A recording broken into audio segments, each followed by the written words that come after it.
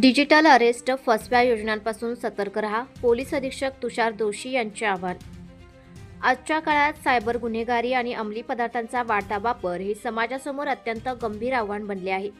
Digital arrest, जादा परताव्याचे आमिष दाखवणाऱ्या फसव्या योजना आणि अनोळखी लिंक्सद्वारे होणाऱ्या फसवणुकीपासून विद्यार्थ्यांनी तसेच नागरिकांनी अत्यंत सतर्क राहिले पाहिजे, असे आवाहन पोलीस अधीक्षक तुषार दोशी यांनी केले. सांगली पोलीस दलातर्फे बिरनाळे पब्लिक स्कूल संजयनगर येथे सायबर गुन्हे, अंमली पदार्थांचे दुष्परिणाम, महिला सुरक्षा व वाहतूक सुरक्षा या विषयावर आयोजित कार्यक्रमात ते बोलत होते. हा कार्यक्रम सांगली पोलीस दलाच्या अधिकृत यूट्यूबवरून प्रसारित करण्यात आला होता.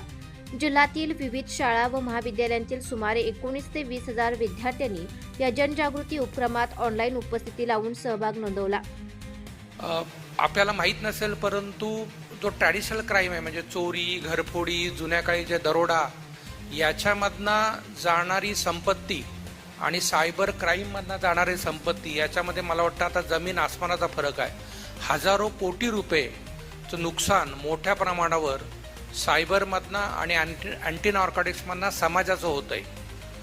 मुख्य म्हणजे ज्या देशविरोधी शक्ती आहेत त्यासुद्धा या दोन गोष्टींचा उपयोग करून एखाद्या समाजाला किंवा एखाद्या देशाला कसं नामोनिशान करायचं. जुन्या काळी युद्ध करायला लागायचं, आता युद्ध करायची गरज नाही आहे. चायना, पाकिस्तान मोठ्या प्रमाणावर सायबर क्राईमचा उपयोग करते. आपल्याला माहीत असेल तर डिजिटल अरेस्ट किंवा इतर ज्या बऱ्याचशा सायबर क्राईम आहेत त्याचे ओरिजिन हे पाकिस्तान किंवा चायनामधनं होतात. याचं कारणच असं आहे की शेवटी पैसे कोणाचे जातात? आपले जातात, आणि हे पैसे बाहेरच्या देशात जात आहेत. आणि ह्या सगळ्या करता जर आपल्याला चॅलेंज करायचं म्हणजे ह्या सगळ्याला जर सामना करायचा असेल तर सर्वात महत्त्वाचं या दोन गोष्टींबद्दलचा अवेअरनेस, म्हणजे हे काय होऊ शकतं आणि त्याचा जर समाजातल्या प्रत्येक घटकाला कळालं की काय करू शकतो तर आपोआपच मला वाटतं त्याला प्रतिबंध होईल.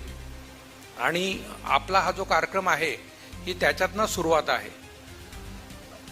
आपण सर्व म्हणजे 8वी, 9वी, 10वीचे आहेत, आता हळूहळू त्याच्यातनं 11वी, 12वी आणि ग्रॅज्युएशनला जाणार आहात. आपल्या या वयातच जर या दोन गोष्टींचं भान राहिलं तर आपापच येणारी पिढी ही या सायबर क्राईम आणि अँटी नार्कोटिक्स या दोन्ही धोक्यांना सामोरं जाऊ शकते. आपण बघितलं अँटी नार्कोटिक्समध्ये की जे डॉक्टर साहेबांनी सांगितलं की साध्या साध्या व्यसनातनं सुरुवात होते आणि नंतर अख्खं आयुष्य पणाला लागतं. दुर्दैवाने जुन्या काळी जेव्हा हे ज्याला आपण नार्कोटिक ड्रग्स म्हणतो ते एकदम लिमिटेड होते, गांजा, चरस, ब्राऊन शुगर असं.